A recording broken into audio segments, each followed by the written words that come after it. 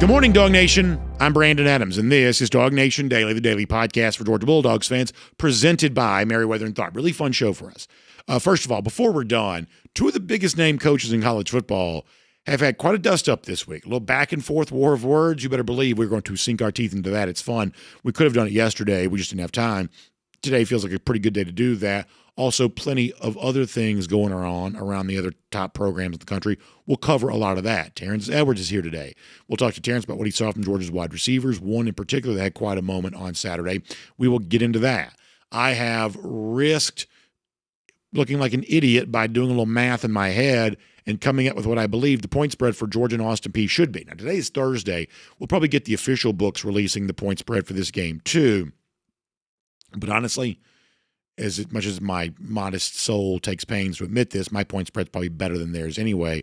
At least it was for the FCS game a year ago. So I'll give that to you here today. And off the top, I think we're already seeing one big difference in Georgia this year as opposed to last year. We're going to make some inferences about what that means, but certainly there's a chance it means something good. Let me tell you about that as we get going here today. We are glad to have you with us for it. It is DawgNation Daily, the daily podcast for Georgia Bulldogs fans, presented by Merriweather and Tharp, and it begins right now. Today's episode of DawgNation Daily is brought to you by Merriweather and Tharp, your source for Georgia divorce. Find them online at georgiadivorceteam.com. Presented by DawgNation.com. This is DawgNation Daily, the daily podcast for Georgia Bulldogs fans. Here's your host, Brandon Adams. So last year, I would suspect that at times, Georgia was not a particularly happy team. And I don't necessarily want to relitigate the past on this. I think most of you have a similar sense. And to be clear, I don't put the blame for that on any one person or any one player. I think that's a more complicated story than just, well, it's so-and-so's fault that all of that went down. I truly believe that. And I have my reasons for feeling that way. But whatever was going on, I think the end result was, at times a year ago, Georgia just didn't come across as particularly happy, collectively speaking, as a team. And it did not really seem like necessarily everybody was having just tons of fun going through this. Some of this is educated guess. Some of this is hearing from, as I like to say, somebody who knows somebody who knows somebody who knows somebody. And in some cases, this has also been explicitly said to us in a very public way. And we shouldn't miss that. For instance, back early in August, we talked about something that Kirby Smart had said when we were still in the preseason portion of the year, that obviously the charge to the Georgia players this year is to play with fire, passion, and energy. And how many times have you heard Kirby Smart say that? A lot. Leaders are repeaters. Smart repeats himself on that. And if you'll remember back in August, Smart was asked, why is there such a premium being put on, as they like to now say, FPE, fire, passion, and energy? Where did this come from? And I thought at the time Kirby Smart gave a very candid answer. And to understand why I think that things with Georgia right now, by appearance as far as I'm concerned, may be better in the early going this year than maybe they were a year ago, I think it's important to go back and revisit what Smart has said explicitly out in the open in a public forum for us to all consume. This is where the notion of we need more fire, passion, and energy came from. This from August is Kirby Smart. That's a big part of what we do. It just came from feeling like we had 4 DNA traits, and we stuck with those for 3 or 4 years, and we still got them.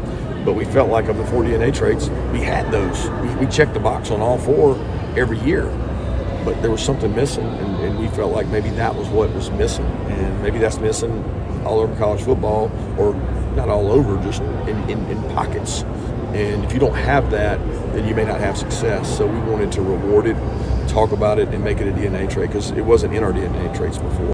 So you'll remember at the time what I said was, I thought that was actually more interesting from Kirby than maybe it initially appeared.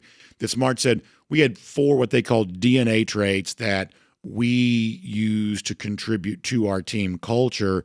And he said of those 4 traits, we thought we were achieving the benchmarks for those 4 traits, and yet somehow the team culture, the chemistry wasn't quite what it was supposed to be, and they concluded that, this thing we're going to call fire, passion, and energy, that's now the fifth DNA trait that we need to have a good team chemistry. I think that's pretty interesting from Kirby Smart. And I think there's reason to believe that there truly is more fire, passion, and energy for this Georgia team here right now. And I'll tell you one of the things that causes me to say that. I thought that on our YouTube page this week, we had a really interesting interview, press conference, you want to call it that, that the Georgia reporters, including our Connor Riley, Mike Griffith also there too, had a chance to conduct with Dwight Phillips, the Georgia running back. Now, I'm not going to play this for you because Phillips, not frequently speaking to the media, probably a little nervous, maybe soft-spoken anyway, man a few words, which is totally fine. He does his talking in the field,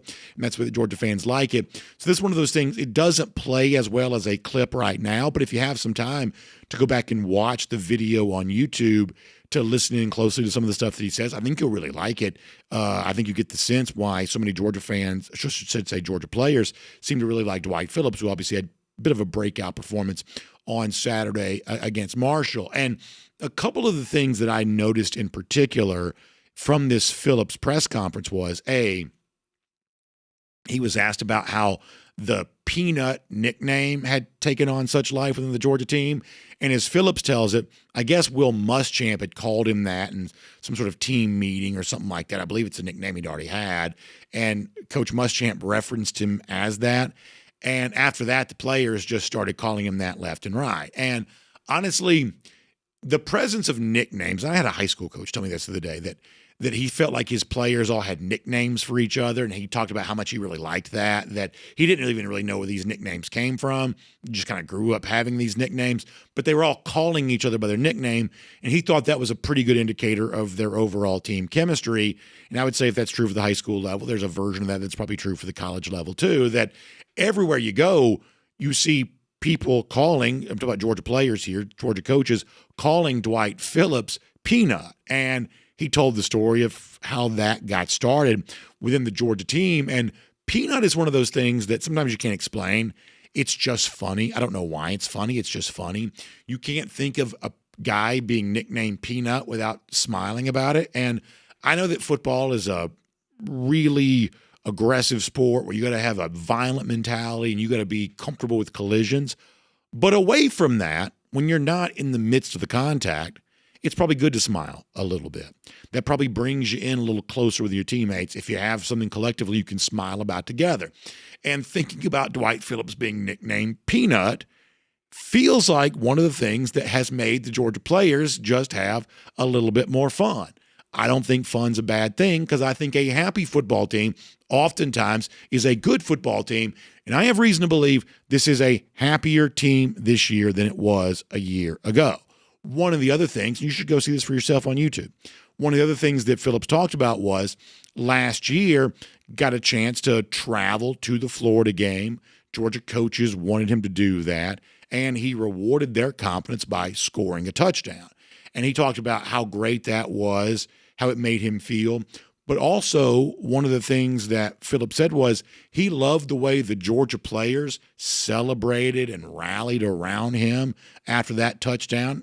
The sense you got from listening to Dwight was, or Peanut, is that made him feel more a part of the team, and the team enjoyed his success. The Georgia coaches seemingly felt validated by their argument that, hey, Peanut's got to be on this bus. We want Peanut, or the plane in this case. We want Peanut going to Jacksonville. They seemingly felt validated by that. And as a way of explaining where the Georgia team chemistry might be today, I do think it's once again worth going back to the past. Can we go back and listen to what Kirby Smart said about Peanut after he scored a touchdown against Florida, and the way that at that time it became perhaps a rallying point for the team in that game, coaches and players alike? This is really interesting. A lot of time has passed since then. You may have forgotten about this, but yesterday or earlier this week, Dwight Phillips told us it meant something to him. So let's go back and revisit Kirby Smart telling the tale of Peanut's first touchdown against Florida last season. That's a great job by the offensive staff. They reached out to me on Tuesday or Wednesday and said, "Is Dwight going to travel?" Because he hasn't traveled every game. And said, "Yeah, he's going. He's up now with the injuries at running back. He'll be an emergency running back." And they put a package in for him, and he did a great job. I mean, you're talking about everybody on that team loves that kid, Little Peanut. His parents are great people. Both ran track at Kentucky. His dad's an Olympic gold medalist, and just what a great story. I've never met a kid that everybody on the team likes as much as him, and he just works really hard. So I was really happy for him to get that play.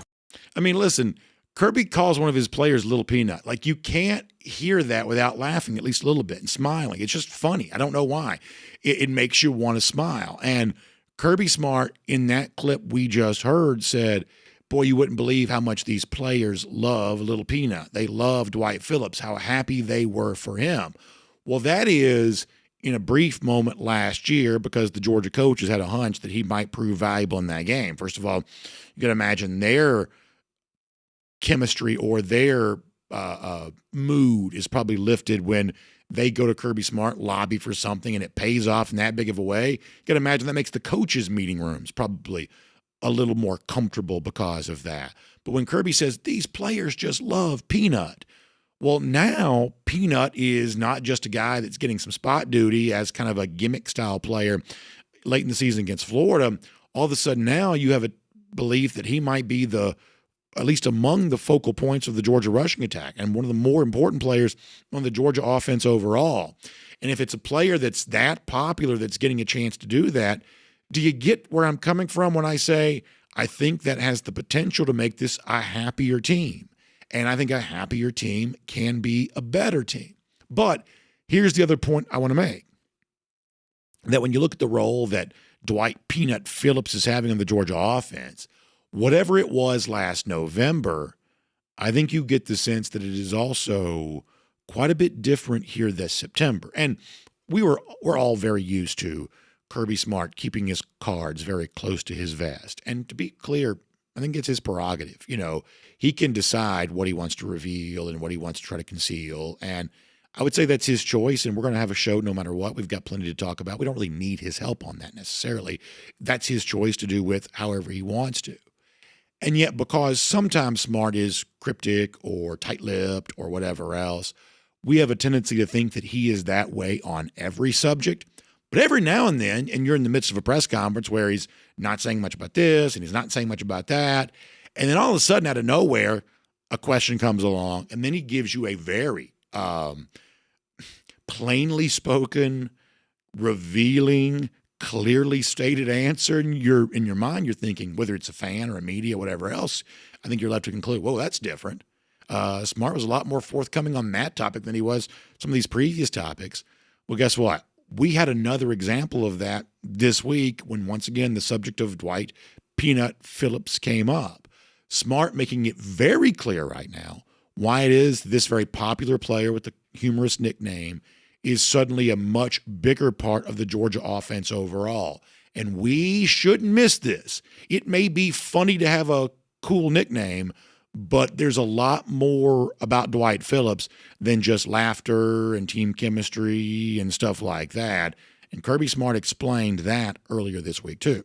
Well, his progression has been weight room, develop, grow, protect the ball, get bigger, get stronger. He needed the weight room really bad when he got here. He had never really been in a hardcore weightlifting off-season program. If you remember, he didn't get the spring before his freshman year. So his first true developmental off-season was to be here and lift and get after it. And he did those things. He still is a work in progress. He knows he has areas he has to improve on. But the great thing about Dwight Peanut is that he's not afraid of the hard work. He embraces what his weaknesses are, and he's trying to get better at those. I'm looking at our YouTube chat. There's a commenter that's named Nee who says, hey, don't forget, Dwight Phillips also runs a 10-300 meter. And typically speaking, if you're really good at one thing, you may have the opposite side of the coin where you need some work. And for the most part in life, the guys who are, world-class speedsters aren't always world-class weight room guys. You've experienced that maybe in your own life, and maybe for Dwight Phillips that was originally true. But if you see him in his uniform, and you'll get a chance to see this on Saturday, if you see him in his uniform, he's clearly, to my eyes anyway, a little thicker than he used to be. He clearly has taken to the weight room stuff more than maybe the typical world-class speedster often would, and he is in the midst of transforming himself into a traditional running back at a program that thinks of itself as RBU. I think he's a major part of this Georgia offense this season, and I think the Georgia players are having a lot of fun with that. But to put another final point on this, it's not just Peanut who is displaying the fact that this may be a happier team. Go back to Saturday's post-game press conference. Kirby talked about when Thomas Blackshear got his first catch, and the way that Kirby thought that was the best stuff. And there was also another player that he mentioned in the midst of that, that you saw the entire sideline jumping up and cheering for these guys late in the game, getting their moments. Smart on Saturday said that may have been his favorite moment of the game. You can hear that also on our DawgNation YouTube page too. There seems to be a lot of cheering for guys as they have success. And that happiness, if my theory is right, and this is a happier Georgia team, that happiness builds trust. And the trust that my teammate is just as committed as I am is the fertile soil from which fire, passion, and energy can truly grow. If you know everybody else is bought in, then you want to be bought in too. And that collective trust provides an energy that just can't be cultivated under different circumstances. To be clear, I don't know what that means for where this team is going to go. I don't yet know, for instance, if this team is better than it was in 2024. But I do think it's happier. And I'll place my bet on a happy team any day of the week. My name's Brandon Adams, and this is DawgNation Daily, the daily podcast for Georgia Bulldogs fans, presented today by Merriweather and Tharp. We are glad you're with us, however you get to us today. Live video, 10 a.m., radio, Athens, Sports Radio 960 The Ref, podcasts, wherever you find them, all the great podcast platforms. Just thrilled to have you as a part of the program today. Also, big thanks to our friends at Merriweather and Tharp, who make today's show possible. We talked a lot off the top of the program about being happy. Here's what we know, that happiness is obviously not a word you oftentimes associate with the divorce process. It can be a scary and confusing thing for anybody who deals with that. Completely get that, completely understand that. That is just a reality. It is a fact of life. And yet, even with that being said, in this portion of the show on this day, I don't shy away from talking to you about how much I believe in what I think the good work that Merriweather and Tharp does. Because if you find yourself in a challenging situation, and sometimes it's you that comes to this realization of, man, everything that could be tried has been tried, and this relationship's just not salvageable. Or it's, in many cases, you may find yourself, this was a decision made by the other party. It's going to happen whether you want it to or not. And so therefore, you're left to wonder, okay, well, what's the next best thing for me to do? What's the next right thing I can do given this situation? That is also a reason why I'm glad that Merriweather and Tharp exists, because in a generous way, during a tough period of your life, they want to show up for you. They want to be an advocate on your side. And the cool thing is, this is true all across the state of Georgia right now. I'm talking about, obviously, here in the Atlanta area. That's the market in which they built their business and became well known for. But now it's all across the state. It's in Columbus now, and it's been in Athens and Peachtree City and Carrollton, Savannah. Lawyers who were a part of those communities, who know the local courts, who know the lay of the land, have the institutional knowledge to serve you in the best way possible. Because all of this, whatever in the past led to this moment, all of this is about a happier future for you and setting yourself up for a next season of your life that can be more enjoyable than the one that you're currently in. And so that's how Merriweather and Tharp can help you. Find them online, GeorgiaDivorceTeam.com. That is let me try to speak English. That is GeorgiaDivorceTeam.com. Merriweather and Tharp is your source for Georgia divorce. Okay, so we have got Terrence Edwards coming up in a moment. A lot to get into with Terrence. I want to talk to him about both Dwight Phillips as a player and what I think is a pretty big impact that he has a chance to make on this Georgia offense, and just the overall chemistry around Georgia. If Terrence, as a former player and someone who's very close to this Georgia team, is noticing some of what we think we might be noticing right now, we'll let Terrence tell us about that in just a little bit. Prior to that, though, let's get ready to go around the doghouse, presented today by our friends at Daytona Beach. And there are a couple of issues I want to deal with around the doghouse here right now. The first of these is when we get ready to watch Georgia against Austin Peay on Saturday. I've told you before, and I think I said this yesterday, that I see this game as akin to the fourth NFL preseason game of my youth, when now there are only 3 preseason games, and NFL teams, for the most part, the best that I can tell, don't really use the preseason for anything. There was a time in which there was the 4 preseason games. It was the third of those that was the dress rehearsal. You treated it more like a real game than the others. The fourth was in the final preseason game was just, let's get out of here. Let's stay healthy. Let's not, create too much commotion and just get ready for the first game that counts.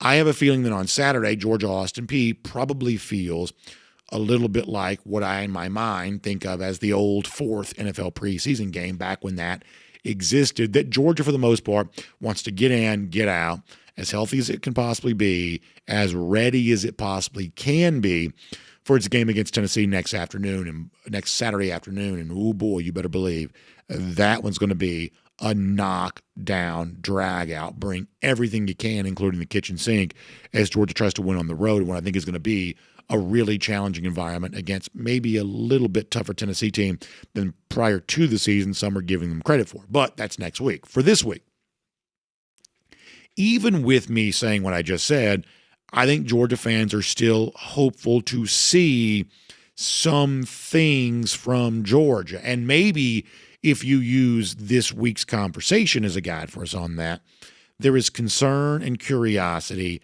about the Georgia offensive line. How fair is it and how fair is it not? I don't know that I fully know that yet. I really don't. But I do know this. I thought that John Stinchcomb provided some great analysis to us on this on Monday. And the feedback that I've gotten on that's been pretty thorough. People, I think, really enjoyed what was really candid analysis from John about what he didn't like on that earlier this week. And in light of that, the fact that the offensive line has been a hot topic and a talking point, I think it's also important for us to hear what Kirby Smart gave his own evaluation of his offensive line, at least what he's willing to say publicly about that right now.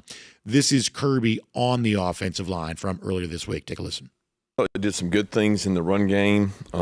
We had some play action pass mishaps between them, the backs, and coordinating some calls. But pleased to the guys that stepped up and played. We were able to play a lot of players in the offensive line, both out of necessity, but also out of getting the lead. So it was really good to get a lot of experience for guys to go in and play the game.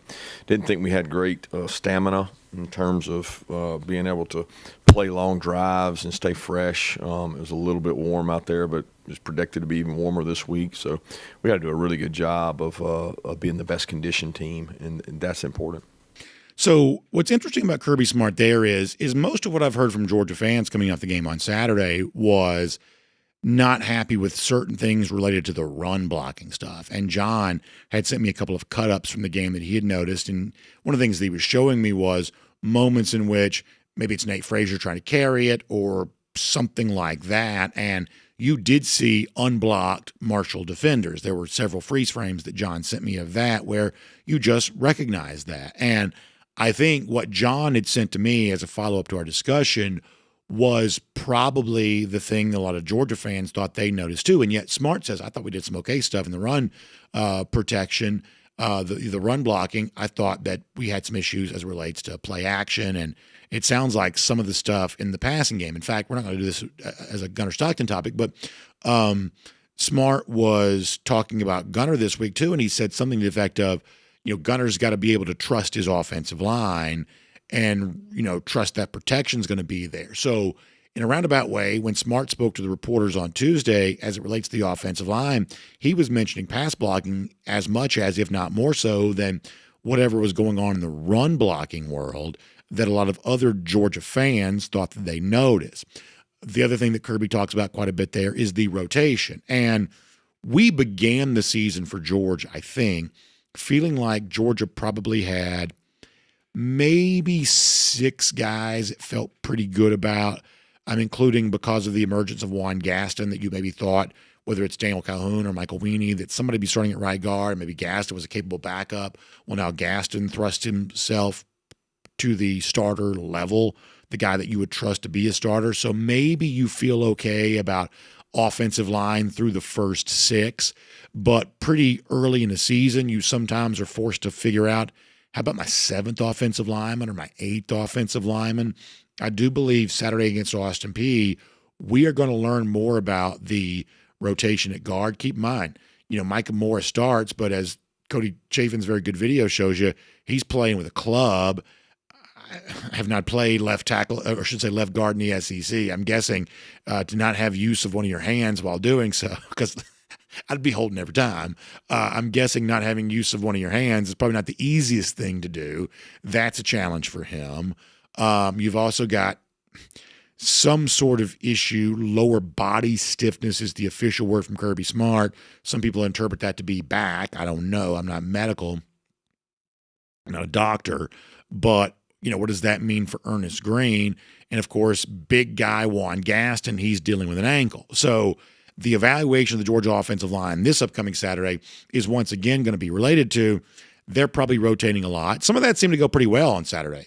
I think some people kind of like what Bo Hughley, for instance, did at the tackle spot. And I'll be honest with you, Hughley, as a former elite recruit, has been pretty quiet on the Bo Hughley front for most of his Georgia career. But maybe now the light may be coming on for him. Maybe that's a good thing. Georgia is about to find out more about its offensive line depth, and hopefully, my goodness, hopefully healthier for the Tennessee game. And you may, once again, not a medical expert, don't even pretend to be, but maybe some of that's also on the other side of Tennessee, off week, and then by the end of September against Alabama. I don't mind telling you, I'm a big Georgia fan, of course, and, generally speaking, pretty optimistic about Georgia overall. I'm kind of tied to knots about these next 2 games, though. Tennessee, Alabama. I know people think, well, Alabama just got beat by Florida State. I don't know that means as much as some people think. I really don't. And I think that Tennessee's maybe already proving to be slightly better than some would have thought after a tumultuous offseason. I'm not predicting Georgia to lose either of these games right now.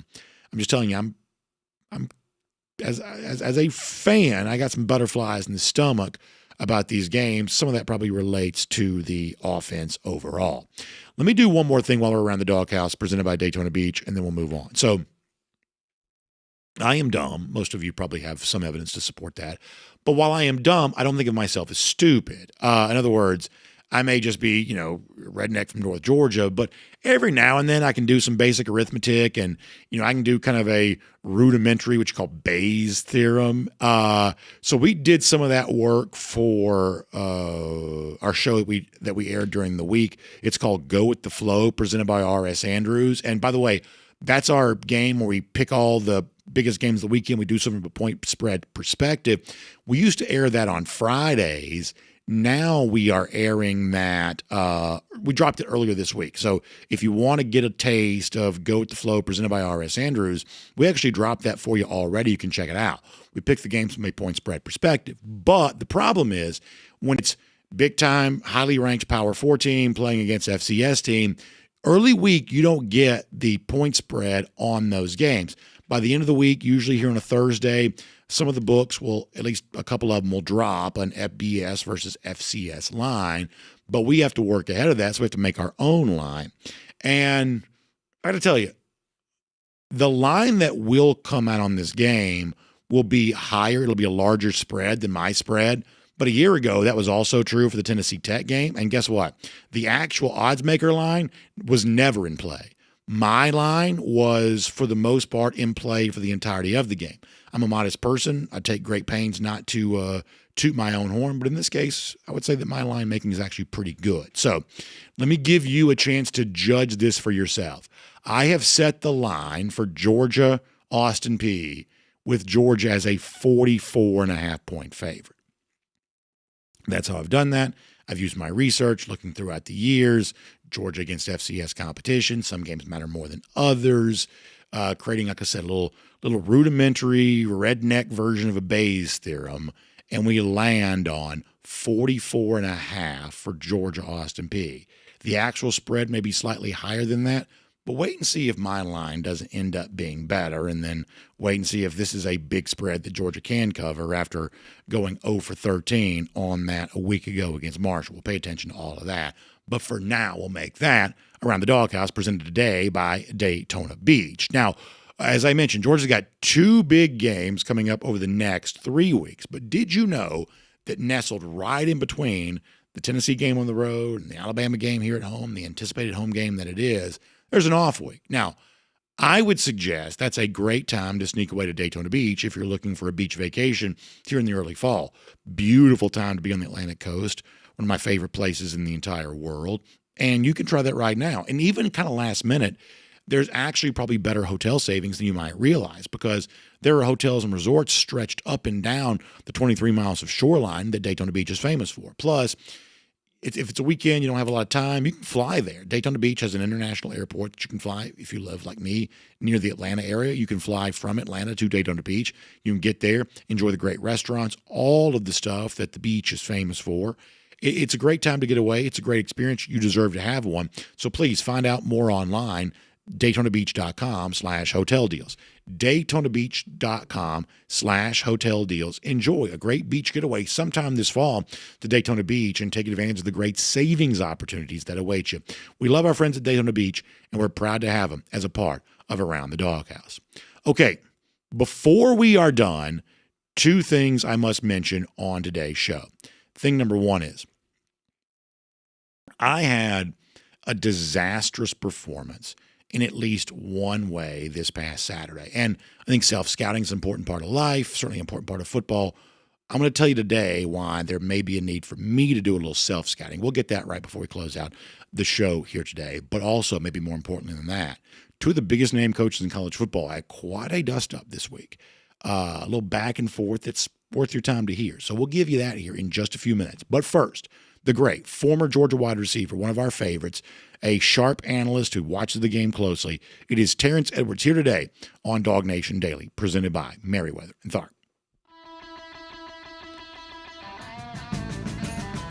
From Athens and across the SEC or wherever the recruiting trail may lead, here's a DawgNation.com insider. Say hello to Terrence Edwards.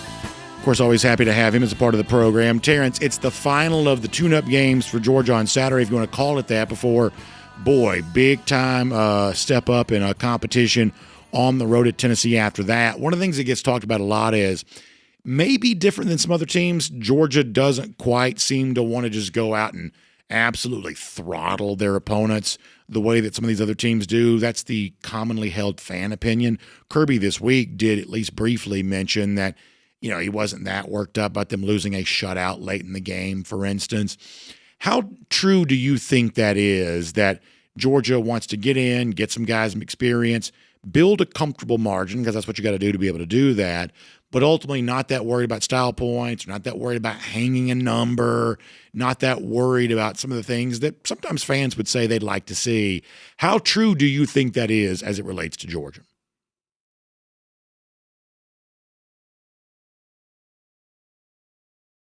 Is Terrence muted, or is that me? I'm not hearing Terrence. Terrence, let's try that again. I'm not hearing you right now. Can you hear me now? I sure can, Terrence. Thanks a lot. Sorry about that. Appreciate your time. And how true do you think it is that maybe Georgia's not quite as interested in the big, massive blowouts the way that some fans think they'd like to see?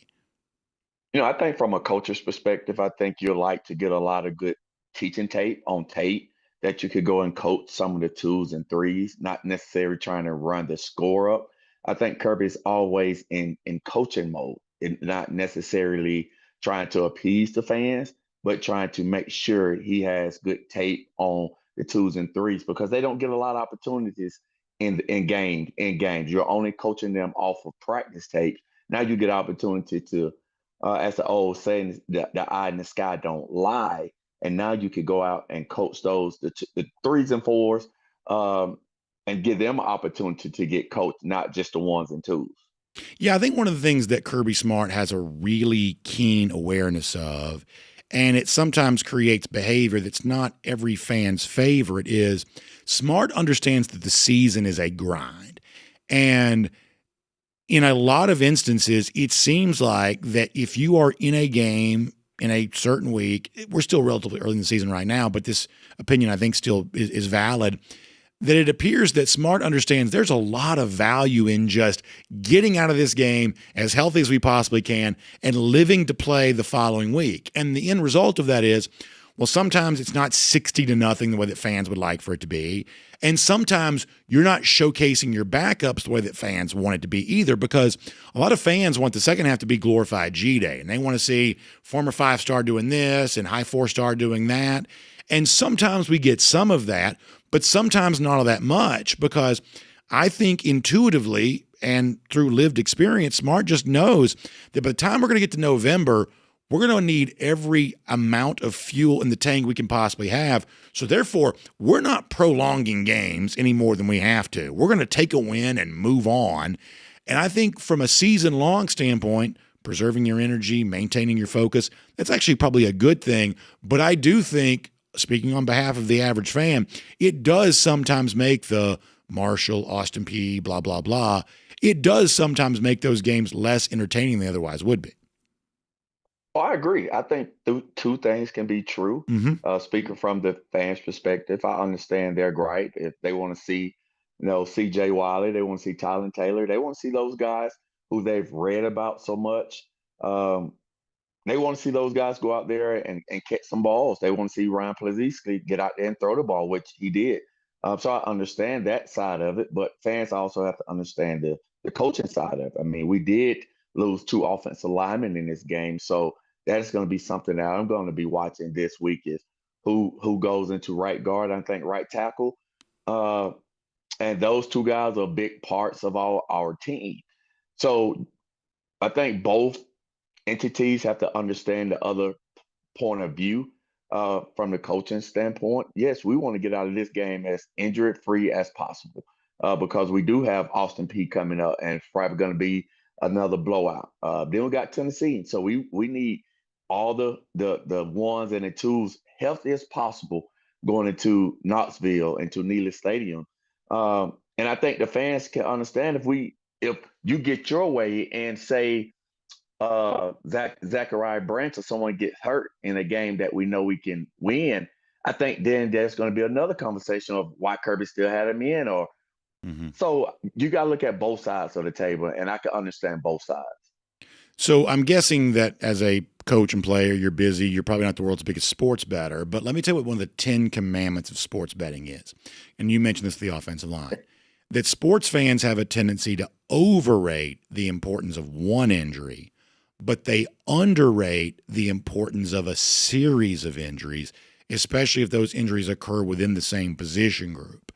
And my fear to an extent is that we are seeing the series of injuries now showing up for the Georgia offensive line.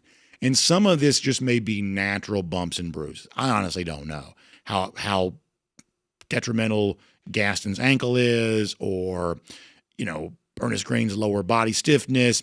I won't pretend to know any of that right now. Micah Morris in a club. I won't pretend to know, how long-term that is and how debilitating that perhaps is. I don't know. But to go back to the theory of one injury, we overrate that. Series of injuries, we have a tendency to overlook just how important that might be. At a certain point, do you get concerned there's too much from a health standpoint now going on with a Georgia offensive line that already had a pretty big responsibility to upgrade its performance from a year ago? What do you make, in other words, about the series of injuries that do seem to be showing up for Georgia along the offensive line? I just think a lot of it is bad luck. I don't know the extent of Ernest Green injury. We saw how Gaston, we saw what happened to him. He got rolled up on. That's just bad luck. And I heard you speak about earlier about Michael Morris. Like, that's him having a club. I mean, you could get George Foster and ask him, because he played with a club all senior year. And for offensive linemen, like, you need your hands to punch. And him having a club also put him at a disadvantage, being able just to punch his hands and put his hands in the right placement. on a defender's body. So that's a disadvantage for him. So I'm a little concerned. If it was Tennessee coming up this week, I'm a little less concerned about Austin Peay. I think this is going to be a good week to get those guys healthy enough to go up to Neyland Stadium and play up in Knoxville. And we all know what type of stadium that is and type of team that they are playing in Knoxville. So having Austin Peay this week is a good thing, fans, because we could get some of our offensive line healthy, and we're going to need them against Tennessee in 2 weeks. I think that's interesting. So I want to talk about Dwight Phillips for a moment. I just think the way this team seems to respond to him is great. I think the boost that he provides, you got to have guys that run away from people. And Phillips seems like he's got the ability to do that. He's also becoming, to my eyes, more of a traditional tailback, which I think is a good thing too. Would you mind talking about him on two fronts? A, seems like a good football player, and B, I think a player like this that is as popular with his teammates as he seems to be, Kirby Smart has said that, I think that gives an emotional lift to the team as well when that particular player does well. What do you think of what appears to be the true emergence of Dwight Phillips? Yes, we've watched. I've watched Dwight Phillips since he was at Pebblebrook, and he was just small, really fast. We all know his family lineage. His dad had been an Olympian, so he just has the burst and the speed that no one else has in that backfield. Uh, they really liked him last year. He just was small. He's actually gained muscle mass and weight this season, as you've seen as him being able to break tackles. And he has something that a lot of people don't give him credit for is balance and power and vision alone to go with that speed. So I saw someone post this on Twitter about does he remind someone of former number 20? And I Hmm. don't think Thomas Brown is as fast, but they do look very similar out there running the football because both were number 20 and they're just their running styles look the same. Thomas just wasn't as fast as Dwight Phillips, but he has emerged. I think he went in as the number 2 running back. And I can't wait till the season continue to go and he get more and more opportunities to carry the football. Yeah, I think the Thomas Brown comparison is an interesting one. And I think I'm like you on this in that there are plenty of times that whatever happens in week 1 in college football is prime for overreaction and it doesn't materialize itself the rest of the season. I have a sneaking suspicion that barring injury, as you said, he looks like one of the first couple of 3 running backs that Georgia's going to play. I think he's a major part of the rotation right now. And I do expect, barring injury, I think that Phillips is a big part of the story for Georgia this season. I think so. We are going to rotate backs, which that's something that we do, and he just bring a different dimension. It's his blazing speed. I mean, if you go back and look at his track numbers from high school, he was a legit 10-1, 10-200 guy. So I'm excited to see as the season continues to how Bobo and company use his ability to run the football. And I'm interested to see is does he catch the ball well out the backfield? Just having that type of speed, same type burst and speed as James Cook. Now I just need to know if he's able to catch the football at the backfield because when you have a guy with this type of speed, just being able to wheel out the backfield or catch screens that our favorite screen package, he can do a lot of things with it. So I'm interested to see if he has that in his game, but just his ability to run the football now, I'm been very impressed with him. Well, speaking of catching the ball, I'd love to hear some thoughts from you about the wide receivers. We always like picking your brain on that. I thought that Zachariah Branch on Saturday was as advertised. I have said I want him to be a home run hitter, swing for the fences, and boy, nearly a 50-yard touchdown. Certainly an example of that. I think he's a really exciting player. So Branch plus the other guys, what did you think of Georgia's wide receivers on Saturday? I thought the whole group played very well. I think, as I've been saying about Zachariah Branch, I just need the ball in his hands. However, we're going to get the ball to him, we need to get him. If that's a screen, if that's a check down, if that's a pass downfield, we just need to find ways to get this young man in football. He's electric. And I tweeted that the touchdown that he had was just a check down. It was a fake screen and they checked it down. And his burst was Mecole Hardman like. He has a burst that's going to surprise a lot of people. We haven't seen this type burst since Mecole. So I'm excited about the way he played. I think the whole group played well as a whole. Uh, and I know they blocked on the perimeter well. As you can see, London Humphreys had a couple of crack blocks on linebackers with the toss sweep to Dwight Phillips that he just being physical at the point of attack. So I thought this group played fast and physical the whole game.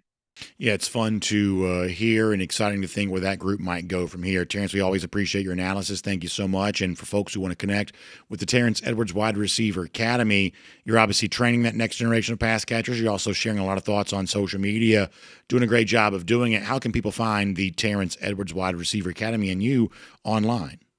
Yes, you can find me on all social media platforms at Terrence Edwards Wide Receiver Academy. Terrence, appreciate it. Hope to talk to you soon. Thanks so much. Thank you. Let's take a look around the rest of the league. This is SEC Through. Yeah, it's really interesting. We've obviously talked a lot about Dwight Phillips today. Terrence says, I wonder if he's going to catch the ball out of the backfield. The sense that I get is, and obviously Terrence would know better than me, but the sense that I get is that the comp for Phillips is not necessarily Cash Jones. That Phillips is actually more in common with the Nate Frazier, Chauncey Bowens of it all as more the traditional tailback, and that when Georgia throws it, I think it's going to look to a running back anyway. The sense that I get is that Jones will still be the primary target on that, but they've really evolved Phillips in being, and once again, when it comes to the running back position, some of the most candid, explicit stuff, not explicit in terms of profane, but explicit in terms of just stating matter-of-factly, Kirby has pretty well laid it out what they were doing at the running back position. And the pecking order we saw on Saturday was tipped off fairly well by the things that Smart had been saying previously. And I think when you listen closely, they're telling you how they plan on using Dwight Phillips and the role that he thinks he can fill for them and how that fits into a trio at the top right now. It looks like Phillips, Bowens, and Frazier. And that's what I think it is at the moment, with obviously Cash Jones there on third down. Now, let's get ready to go cruising around the SEC, courtesy of Royal Caribbean here today. I love everything about a Royal Caribbean cruise vacation. So many fun and exciting things to do. In fact, let me tell you a little bit about Utopia of the Seas. Obviously, Utopia of the Seas is near and dear to my heart because that is the ship that our DawgNation cruise is a part of. And you should come on the DawgNation cruise. But here's the deal. I want you to be thinking about Utopia of the Seas because this is a brand new venture for Royal Caribbean and really the cruise industry overall over the course of these last couple of years. Royal Caribbean is very attuned to what its customers want. And what it has discovered is if you're in my situation, and I love cruising, and yet I've also got a 13-year-old son, a 10-year-old daughter, my wife's busy, she's got 1,000 things going on. So we want our Royal Caribbean cruise vacation, and we love these 7-night itineraries. We love those sailings. And yet, scheduling-wise, sometimes it's a little easier to find the long weekend. It's a little easier to find the 4-night sailing. You got room for 4 nights. Maybe you can't quite make 7 nights work because my kids always have sports and things like that going on. There are also people trying a cruise for the first time. And when I tell you, you're going to love it, want to come back, and then you're going to want the 7-night sailing. For your first time, oftentimes we hear, well, maybe I'll try the 3-night cruise or the 4-night cruise. I'll see if I like it. But here's the thing. Is that Royal Caribbean, for those who seek a shorter sailing, a 3 or 4 night sailing, they're now offering among their newest and nicest and most state-of-the-art ships for that experience. That's what Utopia of the Seas is, sailing out of Port Canaveral on 3 and 4 night sailings. So please give Jessica Slater a call. That's a travel advisor specially selected for us by Royal Caribbean. You can reach out to her, 770-718-9147. That's 770-718-9147. You can email her, jslater@dreamvacations.com, and she'll get you ready to go for a great Royal Caribbean cruise vacation. She knows the product. She loves it. She sails with Royal Caribbean all the time, and she can give you the best options for the most enjoyable Royal Caribbean cruise vacation. You are going to love it. Now, let me tell you something else you're going to love. This is really funny. So, we thought the most notable outcome of the weekend, week 1, was LSU winning at Clemson. Big statement for an LSU team that had not gotten the big week 1 win. And for Clemson, it's a little bit of a blight on their resume once again after their recent struggles against the best teams they've played. Certainly the SEC competition they often face in regional rivalries or the college football playoff. LSU going to the other Death Valley and winning at Clemson was a pretty big deal. But earlier this week, Dabo Swinney tried to downplay just how significant that outcome actually was. It was noticeable when he said it, kind of watering down the impact of the LSU win. Judge for yourself. This is Dabo Swinney.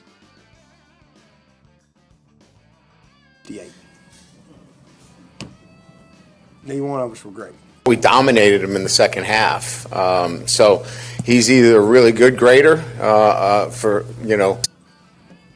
They made a 65, we made a 58. Neither one of us were great. We dominated him in the second half. So he's either a really good grader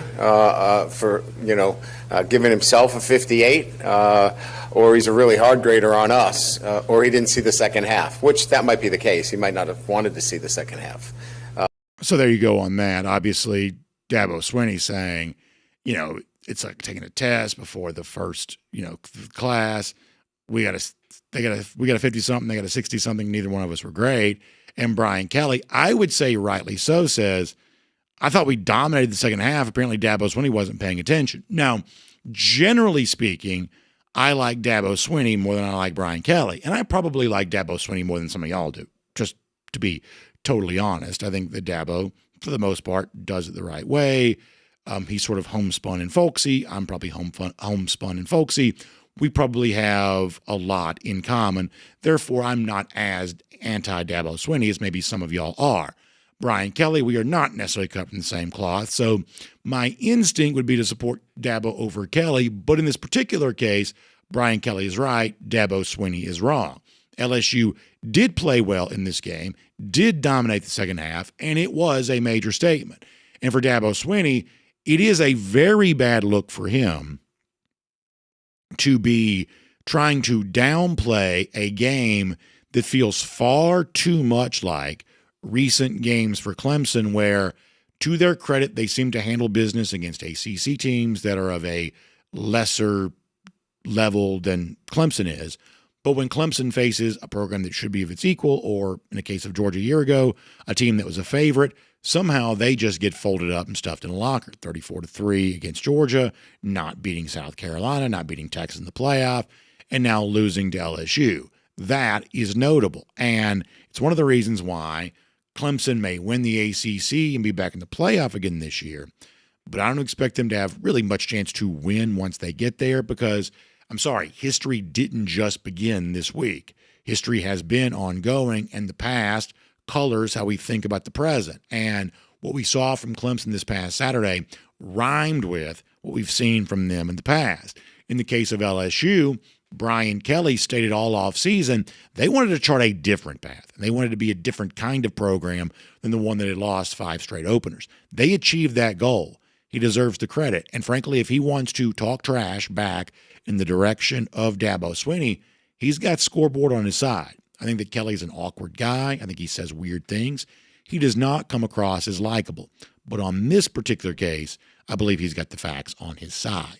Speaking of wars of words and folks being called out, I saw where former Alabama quarterback A.J. McCarron had some interesting words for Ryan Williams. McCarron was speaking on one of these podcasts, and he talked about his belief that Ryan Williams did not want to go over the middle for Alabama, fearful that he might get hit. And whether the facts back up McCarron or not, I don't know that I've watched Alabama closely enough to know that. But this is among the final stages of empire collapse when your great former player is ripping publicly your great current player. This is certainly an empire in decline once you get to this particular point. So I think it's quite notable that this is taking place. And I do think, in a roundabout way, it puts some pressure on Alabama to look a lot more buttoned up against an overmatched opponent this Saturday. Now, my word of caution to all Georgia fans is, and really to the rest of college football overall, is that I do not think that Alabama is dead yet. Frankly, I don't think the game for Georgia against Alabama is any easier now than it appeared to be on paper before the season began. If anything, you make a case it's tougher because whether it be they got their backs against the wall and they're going to be fighting for their life, or they just flat out make a quarterback change because Ty Simpson isn't the guy. The end result of the Florida State game may make Alabama the kind of wounded animal that sometimes is dangerous when it's backed into a corner. So I have a lot of trepidation for Georgia in the game against Alabama. The loss against Florida State does not change my mind about that. And yet, you can't deny that it's been a weird week in Tuscaloosa with a lot of infighting and a lot of finger pointing, and a week that has certainly diminished Kalen DeBoer. He has just not quite looked like the leader of an organization this week. And boy, there is a major spotlight on him to change that aspect of himself, and in doing so, change the outcome for the Alabama Crimson Tide. In other words, end of September, I think there's still a grizzly bear to deal with. For now, we're sort of enjoying what appears to be a bit of an implosion. Speaking of pressure, I think there's some pressure on Arch Manning right now, too. Just a small point, but I'm going to make it. I think the chatter around Manning has been pretty intense this week, and I would say different in the way that you sometimes see the week one overreaction. I think there have been a few analysts, some of them you take seriously, some of them you may not, some of that just sort of made for TV. I think that some of the criticism around Manning has actually been pretty harsh, where there have been some folks who've wanted to put themselves out there to say, actually, he may just not be very good, that what we saw from him week one was more than, some have said, just first game jitters, and this may be far more of a media creation than we realize. To be clear, I don't quite believe that's true. People that I know seem to think Manning's pretty good, and I'm going to take their word for that. My assumption is, I never had Manning winning the Heisman Trophy this year, but my assumption is, as the season progresses, he reverts a little closer to what we thought of him at the beginning of the season, which is among the top tier of quarterbacks. My guess is that's where we finish with him before this year is done. But I would suggest that needs to happen pretty fast. Once again, overmatched opponent. Oftentimes, you don't think of that being a day where you need to prove very much. Manning may need to have a good game. He may need to show that he is in command, because now people are remembering, we played the video for you yesterday of the very soft high school competition that he played. Some people are looking back of, oh yeah, he actually didn't play that great against Mississippi State last year. Like, there is a lot of rewriting of history about Manning right now, and it's only going to be quieted down by good performances. There's a bunch of takes out there at the moment. How Manning responds in the face of these takes, I do think is going to get to be pretty interesting. And then I'll finish just briefly with this, speaking of takes. And I'm so happy about this.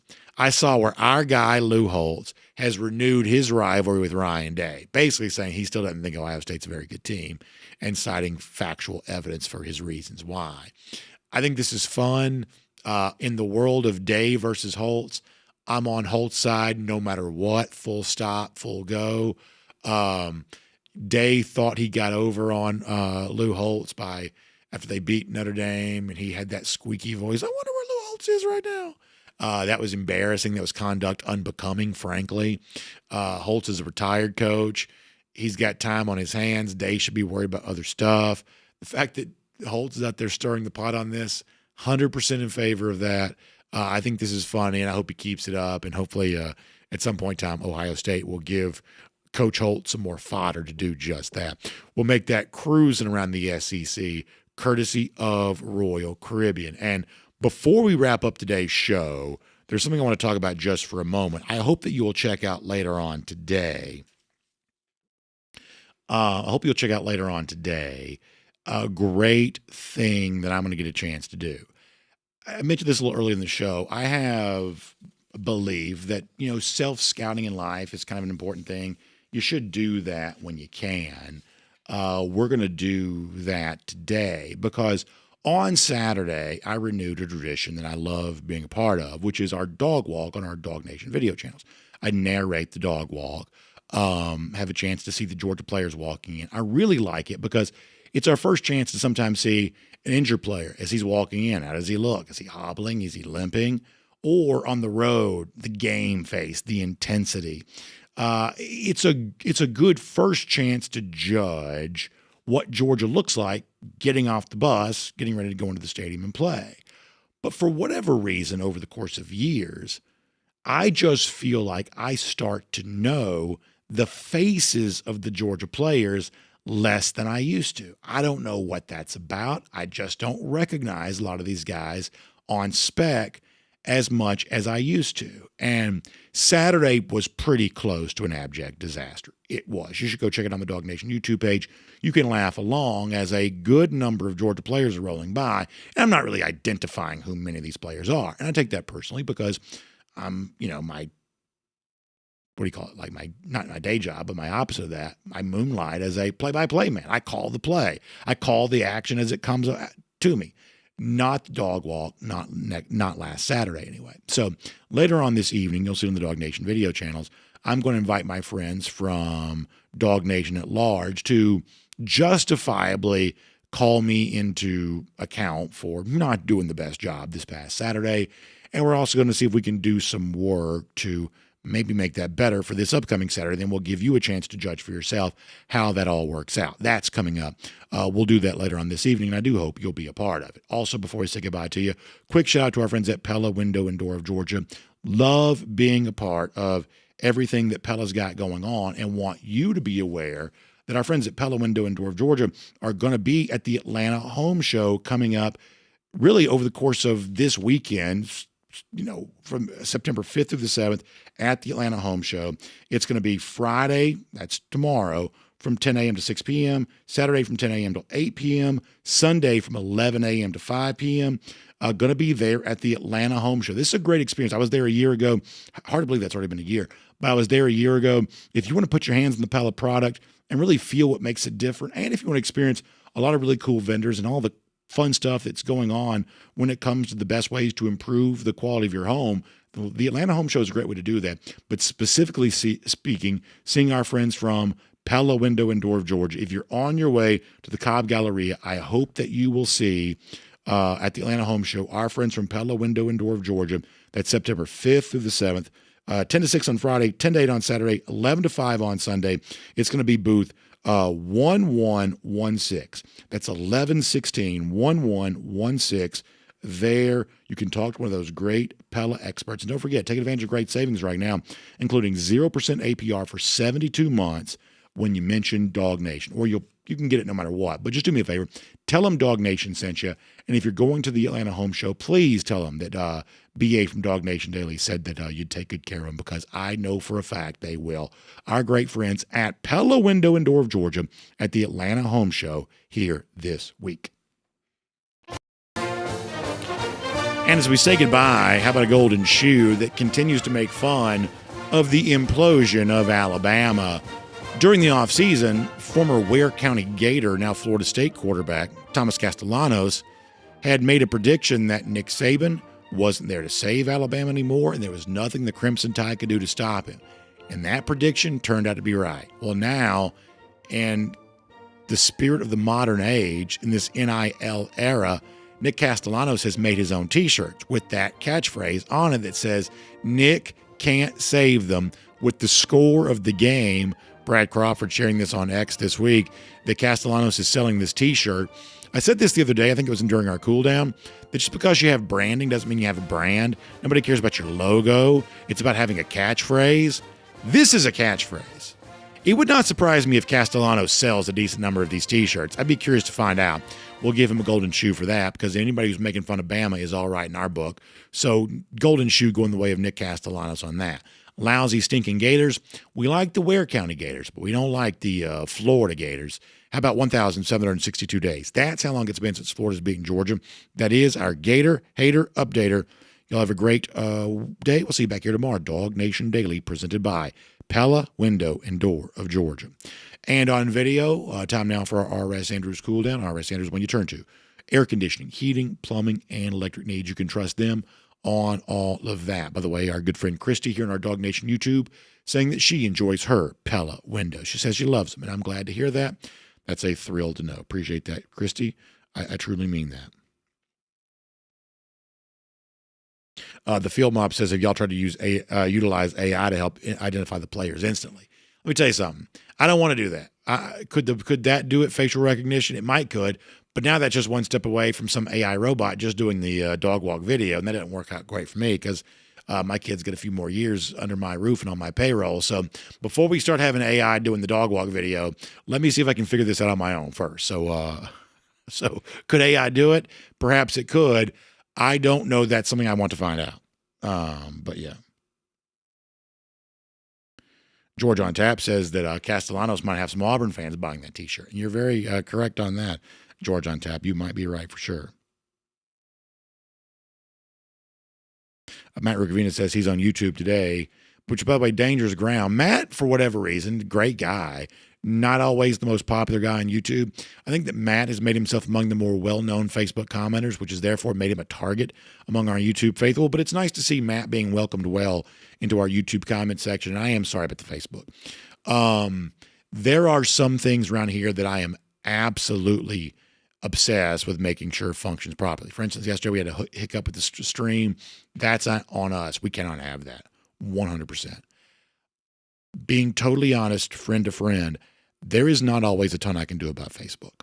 That is just becoming a problematic platform. We are, once again, total transparency. We are only broadcasting this show on Facebook for heritage reasons, meaning it was our first video platform. There are people who prefer Facebook as a platform.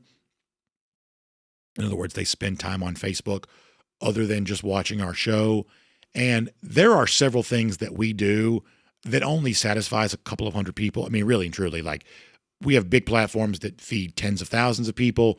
We have smaller platforms that feed a few hundred people. Are we still on Twitch? I think we may have one person watching on Twitch. We have, platforms that barely serve anybody. But as long as it doesn't become just absolutely prohibitive, I'm all about keeping the platforms open because I want people to be able to use them. And Facebook's an example of that. I have people internally all the time of why are we still on Facebook? And my answer is because that's where we started. That's where a lot of people expect to find us. And we're going to try to be there as long as we can be. But in terms of how it serves video, Facebook is not a platform it's not a native video platform to use, obnoxious, condescending, big tech language. It's just not a video platform, and it does not function great from a video standpoint anymore. I'm committed to staying there. I really am. But if the stream hiccups, and yesterday it did, you ought to be yelling at us over that. When the Facebook thing messes up, there's not a lot I can do about that because Facebook, from a video standpoint, they just don't put a lot of effort to that anymore.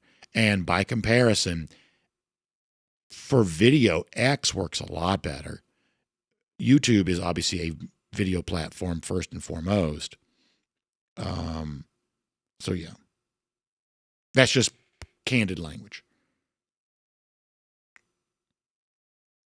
Sin Hot Atlanta, going back to the Dabo Brian Kelly exchange, says Dabo made himself look really weak. I think he was certain they were going to win, and he was really upset afterwards.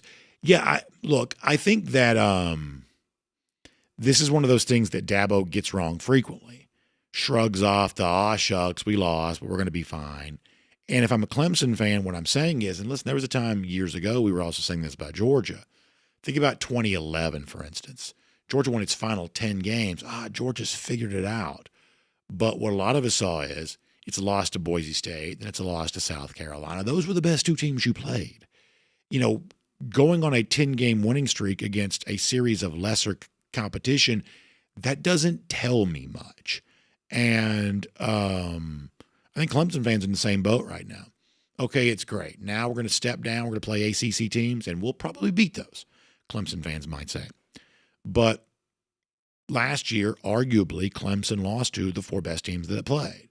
And it started this year by losing to another team in a similar category. I think Clemson fans are well within their right to be pretty frustrated about that. And I say that as someone who is probably more of an admirer of Dabo Swinney than some of you are.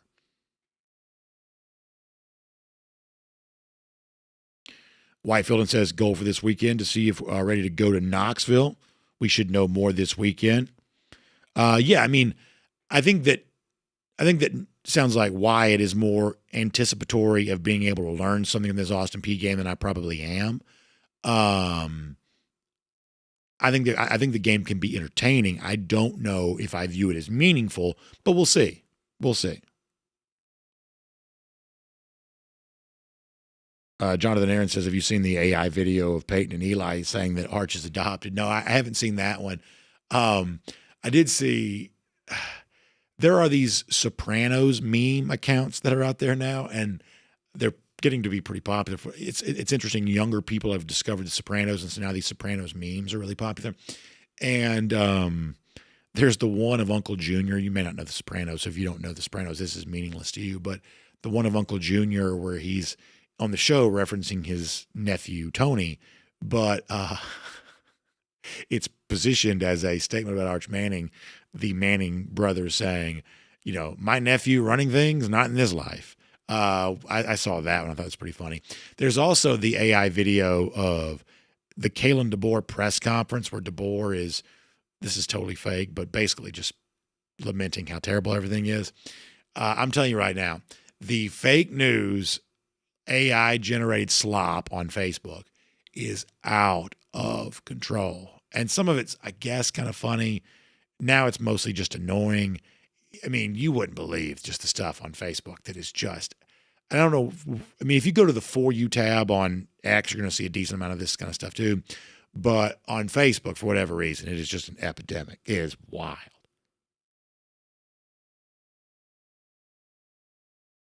By the way, our guy Stinks. He knows the Uncle Junior reference. So I appreciate that, Stinks. Appreciate that, Stinks. Your username, not my favorite. Your reference for Sopranos history, I'm very much here for. So I appreciate that.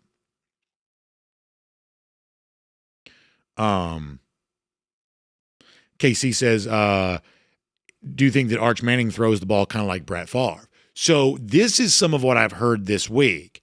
And it's funny, you just hear all this stuff coming out of the woodworks, where now people are judging the ball that he throws. And people are going back and saying, well, Peyton Manning didn't throw a tight spiral either. And I mean, it's amazing. You just, on the heels of a bad game, you're hearing so much stuff that you just weren't hearing before. You just weren't hearing it, but boy, you're hearing it now. You are hearing it now. Senior Dog 54 says, how much do you think that Nick Saban is loving DeBoer's misery? Yeah, I think that's human nature. I think that Saban is mostly just thinking about whatever he's doing in life now. I don't know that he's thinking about Alabama as much as Alabama's thinking about him. But yes, when it comes to, older people in our society, they do seem to enjoy the thought of hopefully people will miss me. And I think that Saban, if I had to guess, natural facet of human nature, probably enjoys how much the Alabama folks are missing him. Whereas if DeBoer was having the same level of success, Saban would probably not be all that happy about that. It's one of the reasons why I've never been in favor of Nick Saban as college football commissioner. Everybody seems to think that's the best idea out there. Let's make Saban the commissioner. I just always felt like that Nick Saban was pretty self-serving, that Saban was always into what was good for Nick Saban. You need more of a statesman in the role of a college football commissioner, more aristocrat than oligarch. And I don't know. I don't quite know that's what Saban is for me.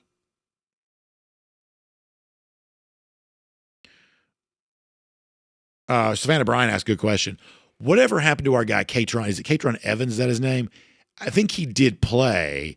I never heard much from him. So it certainly would seem like, Brian, his 15 minutes of fame is done. Let's see if we can find this out. Always tricky for me to talk and type at the same time, but let's see if we can find this out. Did Catron Evans show up in the box score for Marshall? I am looking. Had a tackle. He did have one tackle. He had one tackle on Saturday. So Catron Evans, after all that talk, contributed one tackle. I would say that's shocking. There you go. There you go. Good line from Cody Chaffins. Yes, after he said they were going to shock Georgia, maybe we're shocked by the lack of impact that he made in that game. But you know what? I'm actually kind of thankful for him because he made last week kind of fun. I wish one of the Austin Peay players would say something. That was kind of fun. But it's a good question, Brian. I appreciate you asking. You're a good commenter.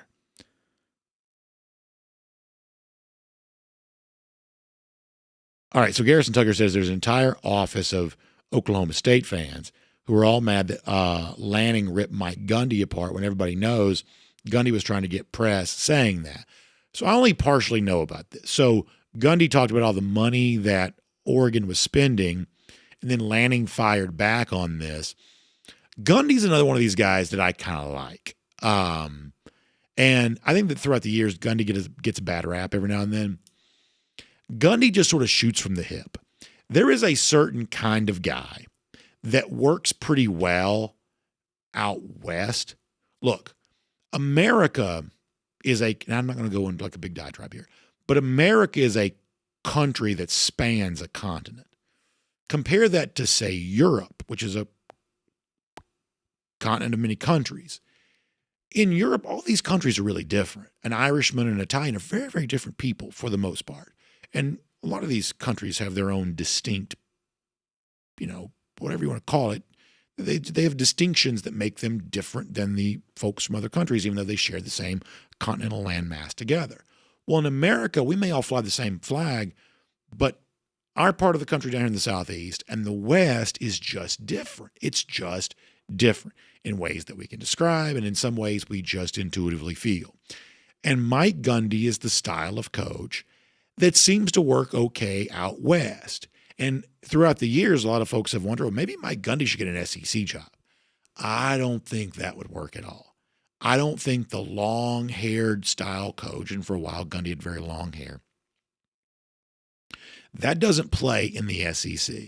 I felt the same way about Mike Leach. Obviously, God rest his soul. And beloved figure that he was, seemed to work okay for Mississippi State, but I don't know that Leach, oftentimes rumored to be involved in other jobs, the Tennessee job, for instance, I don't think that'd be a good fit. There is a laid-back, just sort of call it like you see it vibe that seems to work with Western college football that doesn't quite work down here in the Southeast. And so Gundy shoots off at the hip and says, whatever.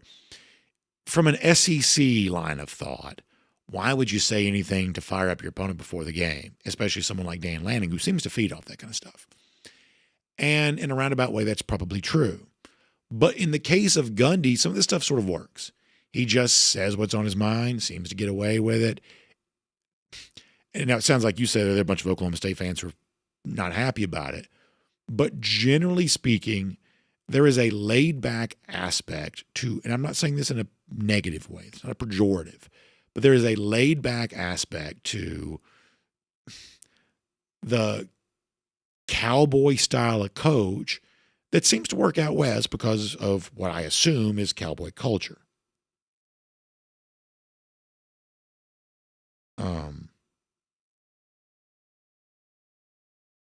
All right, let's see what else. Savannah Bryan referencing the original Mike Gundy thing about his, don't want ripping his quarterback, going after the reporter saying, I'm a man, I'm 40. And by the way, listen, none of us are as young as we were then, but Gundy far from 40 now.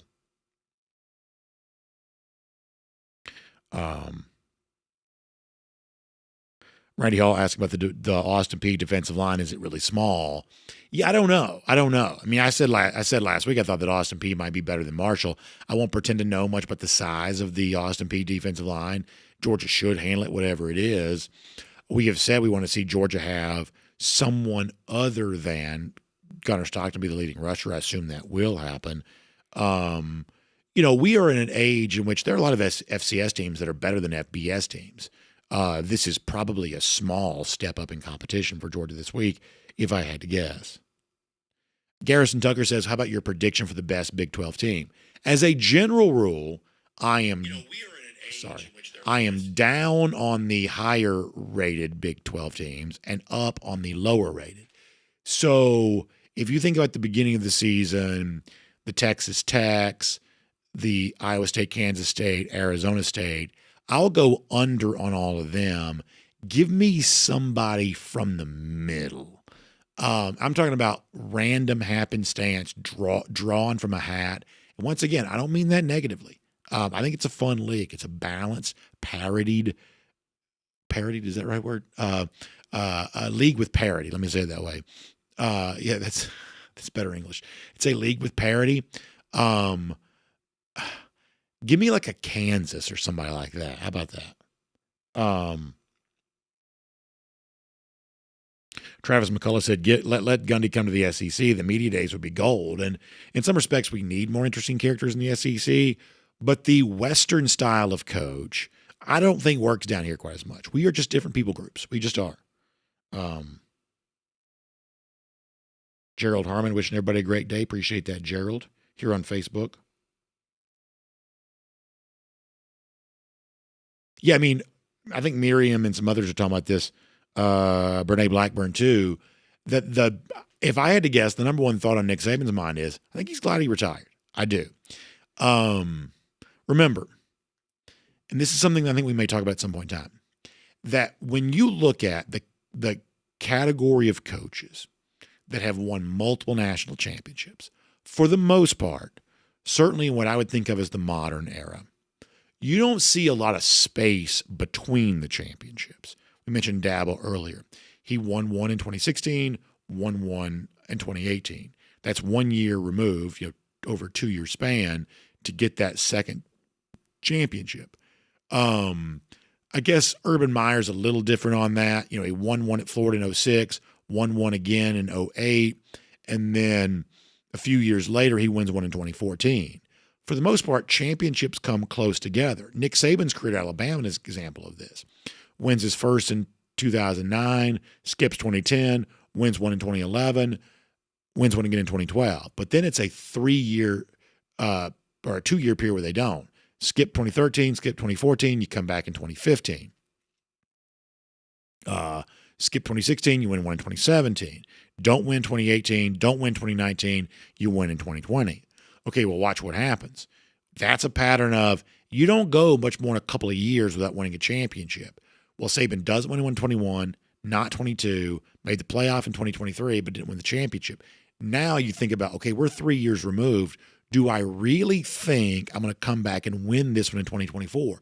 After I loaded up, try to get it done with, Anderson and Bryce Young and all those guys and kind of gifted in the eyes of some a playoff appearance in 2023. Do I really think I can win it in 2024? And if you draw the conclusion that you can't, then given the history that I just mentioned, the fact that the coaches with multiple championships tended to win them in clusters, Meyer and really Bobby Bowden back in the 90s, the two counterexamples there, I think there's a chance that Saban drew the conclusion that his best days with success at Alabama were behind him, got out at the right time. I think he was incredibly frustrated by the sport. I think you talk about an unhappy team. It sounds like Bama in 2023 was very unhappy. There's all kinds of rumors about that. Some of them true, maybe some of them not, but the rumors are persistent for sure. That was not a happy team. And so I think the number one thing for Saban is, while I think he loves coaching, I don't think he any longer loved coaching at Alabama.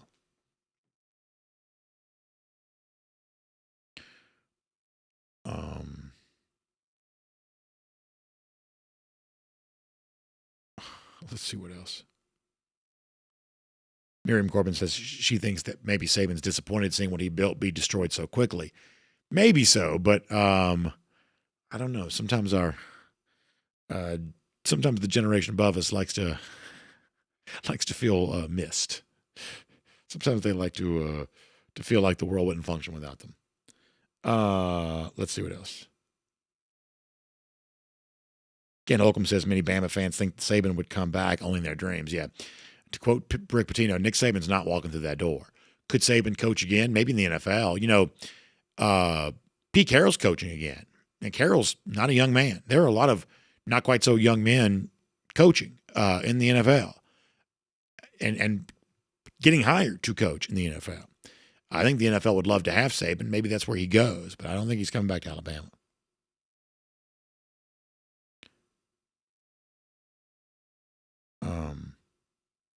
And what's interesting, the backstory of the Alabama-Florida State game is is that one of the guys that was in the mix for that job is Norvell. Now, nobody can really talk about this publicly because a lot of it can't really be confirmed, but the belief is that Norvell was a top candidate and was passed over. You think he enjoyed Saturday? My guess is he probably did. DT says that Bama would make a run at Glenn Schumann. I think they'd be wise to. I think that Glenn Schumann's ready to be a head coach. Now, I don't want him coaching against Georgia necessarily, but the name of the game is professional development, and so I do believe that Schumann's going to be coaching somewhere. Randy Hall says who will be the defensive player of the game this weekend. We may talk about this tomorrow. Kirby says he wants more turnovers. How about Ellis Robinson gets an interception? Would that be fun? How would that work out for you? Would that be fun? Garrison Tucker mentioning Kansas and Missouri hating each other. That rivalry renews this weekend. That's a pretty good one. Field Mob says, can we check on Paul Feinbaum? He had to have a rough week. Yeah, and I'm sure that he's soaking up the extra attention. But what he said about Arch Manning is just dumb. And, obviously he is beloved Alabama, of course. But what he said about Arch Manning is just dumb. There is a way to hype up Manning without making yourself look like an idiot after week one. And as I've told you, I think there's a lot out there when it comes to the sports media that's bad on purpose. It is designed to poorly inform a portion of the sporting fan base so they'll run to a sports book and make bad bets that are likely to lose. That's what I think a lot of this is. You see it with Deion Sanders first coming to Colorado. You see it with Bill Belichick first coming to North Carolina. And maybe you're seeing that with Arch Manning right now. Maybe so. Where you are depending on a poorly informed collection of sports fans enriching sports books that already seem to be about as rich as they can get, the nationally known names. And I just don't think you can look away from some of the takes you see on daytime TV. And listen, I got bad takes. Honestly, I love a good bad take, if you get my drift. I think sometimes putting yourself out there with something semi-crazy that's not likely to come true, that's the nature of sports talk. That's fun. But there's also a thing in life where you know it when you see it. And sometimes you recognize a take that's so bad that it's not so bad that it's good. It's just bad. And the notion that somehow Arch Manning was already a proven commodity, that's the sort of thing that's just designed to, you're doing that for the setup to get the attention later on. And I don't know. I can't be a fan of that. And frankly, I don't blame Feinbaum for that as much as I blame the person who wrote the script for him. That's the villain in this story. It's the fact that, when Feinbaum does the SEC show, he's mostly talking to SEC fans in a way in which they're expecting him to. You go on Get Up or any of these New York-based shows, and the New York-based producers are giving you New York-style opinions, poorly informed when it comes to college football, and that's the stuff that I'm not a fan of. Field Mob also saying he appreciates going about on the ticket prices thing. Yeah, listen, it's not a problem now, but it will be a problem in the future. It's worth paying attention to. We said our piece on that yesterday. We're done with the topic for now, but every now and then, it's important to use the platform that you have to make people aware of what might be going on, and I felt like we need to do that. But I appreciate you saying that, Phil Mob. Thank you very much. All right, we got to get ready to go. Let's do a couple more comments. James Richard says that Lanning recently purchased a house at Lake Oconee. Yeah, all these coaches got these houses in the lake now. They love that. They love that. Jonathan Aaron asking about Williams with his teddy bear. I can honestly say I don't know what that is. Did I miss something? Because I can honestly say I don't know what that is. Johnny Surf Dog says, is this true? Bama's 5-5 in its last 10 games. That's wild, Johnny. Johnny, that is wild. Philip Jordan Wells says that bad takes are what makes the internet the internet. You better believe that. Danny Henderson says, how about that toss sweep to Phillips? Yeah, people talk about Georgia saving stuff in some of these games. They didn't save that one, and I loved it. Tone-setting touchdown to begin the season, Danny. I think that's a good point.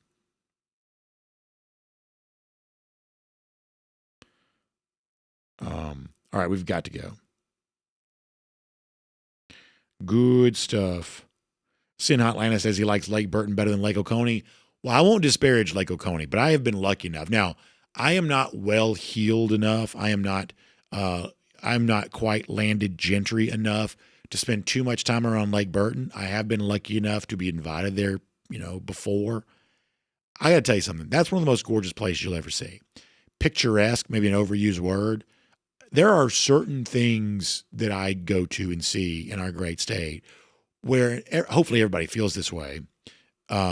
We don't love our state because it's great. It's great because we love it. That's a important idea that I try to live by. But there are certain places I visit in Georgia where I am left to conclude it just doesn't get much more beautiful than this. And Lake Burton's one of those. I mean, just an absolute gorgeous lake.